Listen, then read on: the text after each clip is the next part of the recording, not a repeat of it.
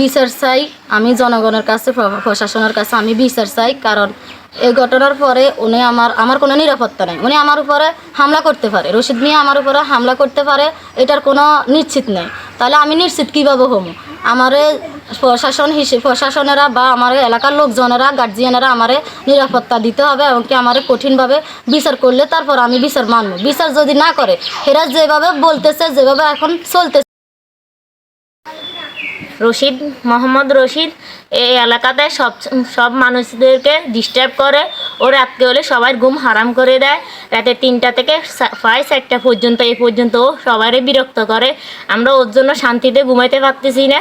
ওর কারণে আমরা কিভাবে রাত বিরাত বাইরে হমু? আমাদের স্বামীরা বিরিকফিল যায়, আমরা একলা থাকি। ওর কারণে আমরা নিরাপত্তা নাই। আমাদের মেয়েরাও তো বড় হইতেছে, ওর কারণে আমরা কিভাবে নিরাপত্তা থাকবো? আসসালামু আলাইকুম। আমি পশ্চিম সরজব্বর 5 নং ওয়ার্ডের একজন কাতার প্রবাসীর স্ত্রী, নাজমা আক্তার মোহাম্মদ সোহেলের স্ত্রী, কাতার প্রবাসী।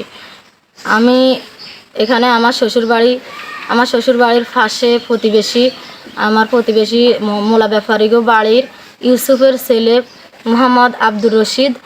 ও আমাকে দীর্ঘদিন যাবৎ, আমার স্বামী কাতার প্রবাসে থাকে অবস্থায় এই সুযোগে উনি আমারে ডিস্টার্ব করে। রাতের বেলা আসে দীর্ঘদিন যাবৎ ডিস্টার্ব করে। বাইরে থেকে আমার কুপ্রস্তাব দেয়, বাইরে থেকে আমার ডাকে, আমি কখনো সাড়া দিই নাই। এবং কি অনেকদিন ঘরও ঢুকছে, আমি এর মুখ বান্ধা, হেরে আমি ধরতে পারি নাই, কোনো প্রমাণ রাখতে পারি নাই। এই কারণে আমি আমার গার্জিয়ানদেরকে জানাইছি, ওরা আমারে কোনো সাড়া দেয় নাই, কারণ ওনার কোনো প্রমাণ নাই। এখন গত শনিবার 3টা 15 মিনিটে উনি আসছে। আসার পরে রশিদ মিয়া আমার ঘরে প্রবেশ করছে। কিভাবে প্রবেশ করছে আমি জানি না। আমার দরজা খুলে প্রবেশ করছে, আমার কারেন্টের তার, বাইরের লাইট সবগুলা কাটি, এরপরে আমার ঘরে ঢুকার পরে ও আমারে স্পর্শ করছে।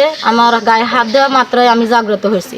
হওয়ার পরে দেখি যে ওর মুখ বান্ধা, ওর হাতে একটা ছুরি আছে।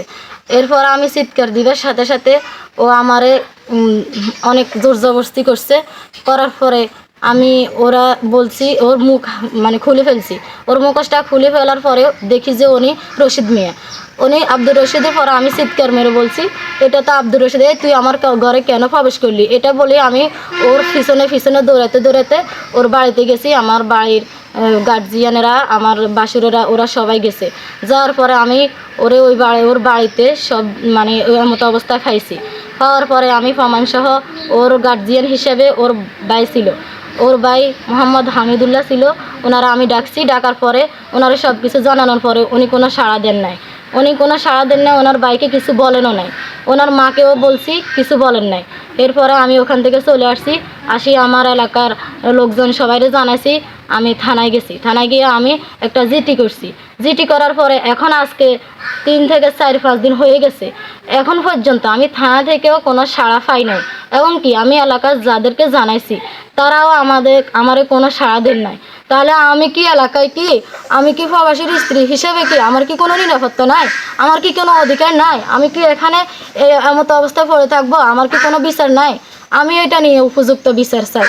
আমি এলাকার জনগণের কাছে, আমি দেশবাসীর কাছে, সবার কাছে আমি উপযুক্ত বিচার চাই এবং কি প্রশাসনের কাছে আমি উপযুক্ত বিচার চাই।